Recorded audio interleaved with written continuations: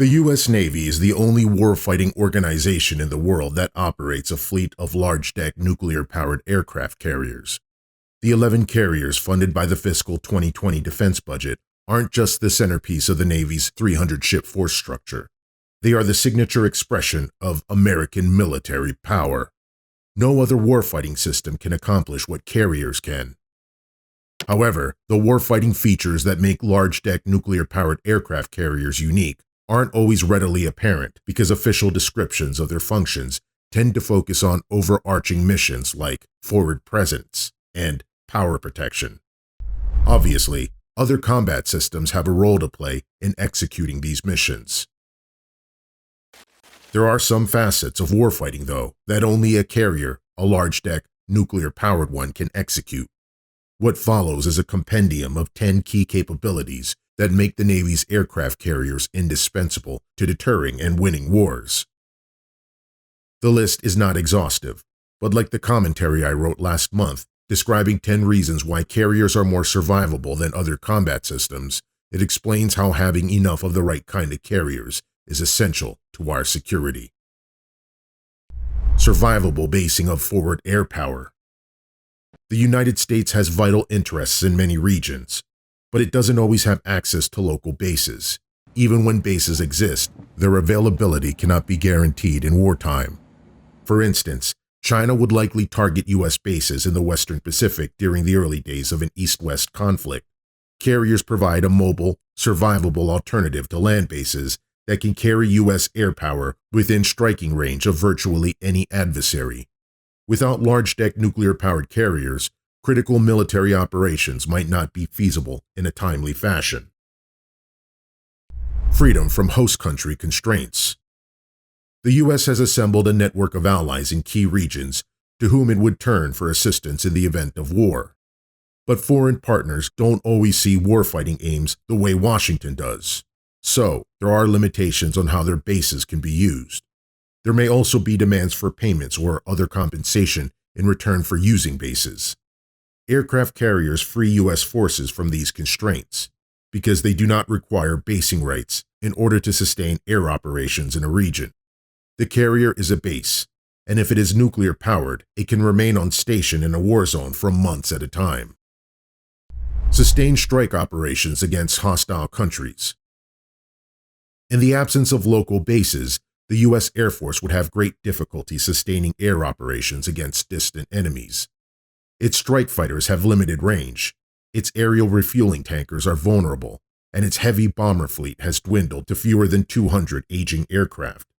Navy surface combatants and submarines could strike targets ashore, but in a major conflict, they might exhaust their stores of land attack missiles quickly. Navy carrier air wings, on the other hand, could precisely attack hundreds of large targets every day for months at a time, rapidly eroding the will of most adversaries. The new Ford class of nuclear-powered carriers can sustain up to 270 aircraft sorties per day, and each of the 4 strike fighters on board can attack multiple targets in a single sortie. Continuous air cover of forces ashore. In the event that U.S. ground forces must invade a hostile country, carrier-based air wings would be called upon to provide overhead air protection. This would consist not only of attacks against enemy aircraft and surface assets, but also collection of reconnaissance vital to the ground forces. Some of the air cover would likely be provided by Navy Marine Corps amphibious warships hosting F-35B fighters, but the preponderance of sea-based air power resides on carriers, and thus the presence of one or more carrier air wings in a war zone could be essential to the survival and success of U.S. forces going ashore. Airborne early warning of potential threats. Each carrier air wing includes a squadron of E-2 Hawkeye radar planes that can detect and track scores of airborne threats at great distance. Not just manned aircraft, but cruise missiles, ballistic missiles, drones, and the like. Unlike the radars on naval surface combatants, the E-2 can look down on low-flying threats and is equipped to connect sensor data with the most effective interceptor system through a cooperative engagement network. In combination with other defense assets in a carrier strike group, fighters in the air wing, combat systems on destroyers, etc., Carrier-based radar planes provide warfighters with unique awareness of what is unfolding in a war zone. Jamming of enemy radar and communications. Another key feature of each carrier air wing is the EA-18G Growler, the world's most advanced electronic warfare aircraft. Growlers are designed to degrade, disrupt, and destroy radar and communication using both kinetic and non-kinetic means. Because they share the same airframes and flight characteristics as the Navy's leading strike aircraft, they can easily escort those planes on missions and suppress defenses that might impede the success of the mission. Few adversaries can counter the Growler's agility in seizing control of the electromagnetic spectrum. Broad area offensive operations against hostile navies. Carrier-based strike aircraft aren't just effective at attacking targets ashore and defending friendly forces there. They can also reach out hundreds of miles from the carrier in pursuit of hostile naval forces, precisely identifying and destroying the other side's warship in commercial shipping. Seahawk helicopters, hosted on the carrier, have a sophisticated capacity to detect and attack both surface and undersea threats closer to the carrier. In most contingencies, a carrier wing and warfighting systems on other warships in the carrier strike group would quickly sweep the seas of any hostile warships during the early days of conflict. Protection of naval forces and shipping at sea. The diverse warfighting capabilities of carrier air wings, combined with the unlimited range and speed of the carrier itself, facilitates protection of friendly maritime assets, both military and commercial. For instance, an aircraft carrier might be called upon to help defend Marine Corps units en route to an engagement or to assure the safe passage of container ships through a war zone.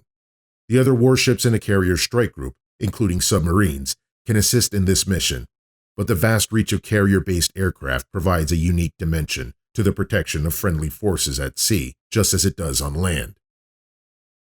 Rapid response to remote military crisis. Aircraft carriers are intrinsically more flexible and agile than Army or Air Force units in responding to overseas emergencies. That is due partly to the basing issues, and partly to the complex logistics of moving warfighting forces forward. Even when regional bases are available, it takes time to deploy. In contrast, sea-based forces are configured for a self-sufficiency and typically operate near likely trouble spots. Among these sea-based forces, the aircraft carrier provides the most powerful and persistent warfighting punch, often capable of directly influencing events within days after an emergency arises. With a sustained speed approaching 35 miles per hour, a nuclear-powered carrier can transport its air wing over 700 miles every day. Presence and persistence in support of deterrence. Given all the aforementioned capabilities, large-deck, nuclear-powered aircraft carriers provide a formidable deterrent. The arrival of the world's biggest warships within striking range of an aggressor nation, capable of destroying hundreds of targets precisely every day, inevitably focuses the minds of leaders on the potential consequences of war. Because the carrier is extremely well defended and always on the move, there is little hope of defeating it with anything less powerful than a nuclear weapon. And that is an option few enemies could or would entertain. Keeping aircraft carriers forward deployed may be the single most important step U.S. military planners can take to dissuade potential aggressors from initiating hostilities in other regions. The bottom line is that nothing keeps the peace like a large-deck, nuclear-powered aircraft carrier, and if war comes, few combat systems can match the carrier's ability to assure victory. That is why carriers are likely to remain the signature expression of America's global military reach and power for the foreseeable future.